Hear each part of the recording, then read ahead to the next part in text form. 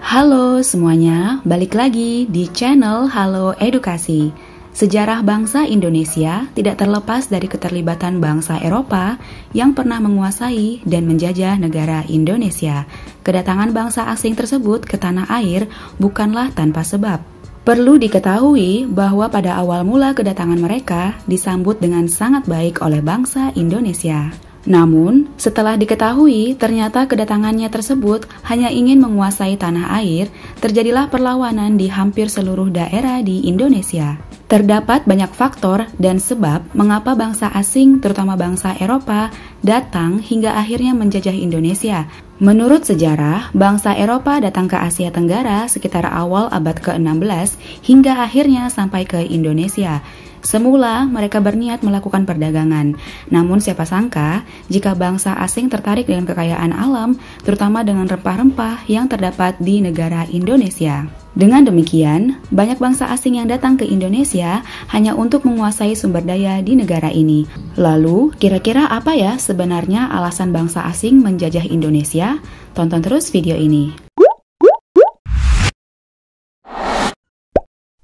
Yang pertama, jatuhnya Konstantinopel. Pada tahun 1453, Kekaisaran Turki Utsmani yang dipimpin oleh Sultan Muhammad II berhasil menguasai Konstantinopel dari kekuasaan Kekaisaran Romawi. Akibatnya, banyak para pedagang Eropa berusaha mencari jalur perdagangan lain di luar kawasan Laut Tengah. Sebelumnya, Konstantinopel menjadi tempat bagi orang Eropa untuk memperoleh rempah-rempah. Dengan dikuasainya Konstantinopel oleh Kekaisaran Turki Utsmani, membuat bangsa Eropa mencari sendiri sumber rempah di tempat lain dengan melakukan penjelajahan samudera. Yang kedua, rempah-rempah. Hal utama yang menjadi alasan bangsa asing menjajah Indonesia tentu saja karena kekayaan rempah-rempahnya. Bagi bangsa Eropa, rempah-rempah memiliki daya tarik tersendiri dari segi cita rasa. Rempah-rempah dijadikan sebagai pengawet makanan hingga obat-obatan, penguburan jenazah, pewangi ruangan, dan lain sebagainya. Sementara itu, mereka kesulitan mencari rempah-rempah di negaranya. Maka dari itulah, sebanyak mungkin bangsa Eropa mengambil kekayaan Indonesia dan memperjualbelikan untuk meraup untung. Yang ketiga, revolusi industri.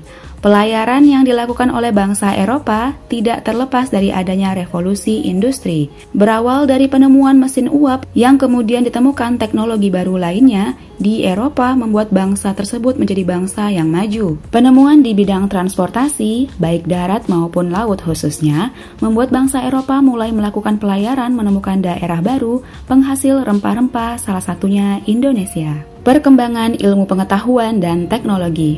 Saat Renaissance, ilmu pengetahuan dan juga teknologi mengalami perkembangan yang amat pesat, seperti terdapat teori heliosentris yang dikemukakan oleh Kopernikus. Salah satunya mengenai bentuk bumi yang tidak rata namun bulat. Hal ini membuat banyak bangsa Eropa tertarik untuk membuktikannya. Teknik pembuatan pada kapal mengalami peningkatan sehingga dapat digunakan untuk mengarungi samudra sekalipun. Bahkan ditemukan juga mesiu yang digunakan sebagai senjata guna melindungi kapal dari bajak laut dan lain sebagainya saat kapal melakukan pelayaran. Kemudian ditemukannya kompas yang berguna sebagai petunjuk arah. Sebelumnya, para pelaut masih menggunakan bintang sebagai petunjuk arah dan terkadang menjadi sulit apabila bintang tidak terlihat. Yang kelima, 3G. Gold, Gospel, and Glory. Gold yang berarti mencari kekayaan, dalam hal ini rempah-rempah. Pada abad ke-15, rempah-rempah menjadi barang yang sangat berharga dan mahal. Sebagai pembanding harga, rempah-rempah setara dengan harga emas. Gospel berarti menyebarkan agama Nasrani. Saat melakukan penjelajahan untuk mencari rempah-rempah, bangsa Eropa juga menyebarkan agama Nasrani di wilayah yang sedang dikuasai. Tugas tersebut merupakan tugas suci dan harus dilaksanakan ke seluruh dunia. Dan yang pelopori tugas tersebut yaitu bangsa Portugis. Glory yang artinya mencari kejayaan. Di Eropa, terdapat sebuah anggapan jika suatu negara memiliki banyak tanah jajahan, maka negara tersebut termasuk sebagai negara yang berjaya. Tidak heran jika banyak negara-negara di Eropa berlomba-lomba melakukan penjajahan ke sejumlah negara di belahan dunia. Itulah beberapa alasan yang menjadi faktor negara asing, terutama Eropa, menjajah Indonesia.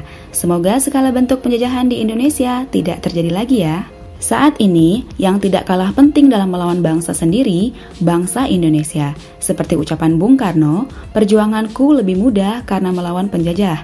Namun perjuangan kalian akan lebih sulit karena melawan bangsa sendiri. Melalui ucapan tersebut, Bung Karno mengingatkan ancaman yang dihadapi bangsa Indonesia setelah merdeka. Ketika di bawah penjajahan, musuh terbesar bangsa adalah penjajah. Penjajah menjadi musuh bersama. Namun setelah penjajah pergi, bangsa Indonesia akan dihadapkan pada berbagai masalah. Utamanya soal persatuan. Berbagai cobaan dan masalah mulai dari masalah sosial, masalah ekonomi, dan berbagai masalah lainnya akan menguji persatuan bangsa. Perbedaan-perbedaan yang ada bisa membuat rakyat Indonesia terpecah belah dan saling berperang. Maka dari itu, perjuangan belum selesai. Mari kita bersama-sama menjaga persatuan dan kesatuan agar Indonesia tetap utuh dan berdaulat. Demikian pembahasan kali ini, semoga bermanfaat. Jangan lupa untuk like, komen, dan juga subscribe serta nyalakan lonceng notifikasi agar kalian tidak ketinggalan video terbaru dari channel Halo Edukasi. Sampai jumpa di video selanjutnya.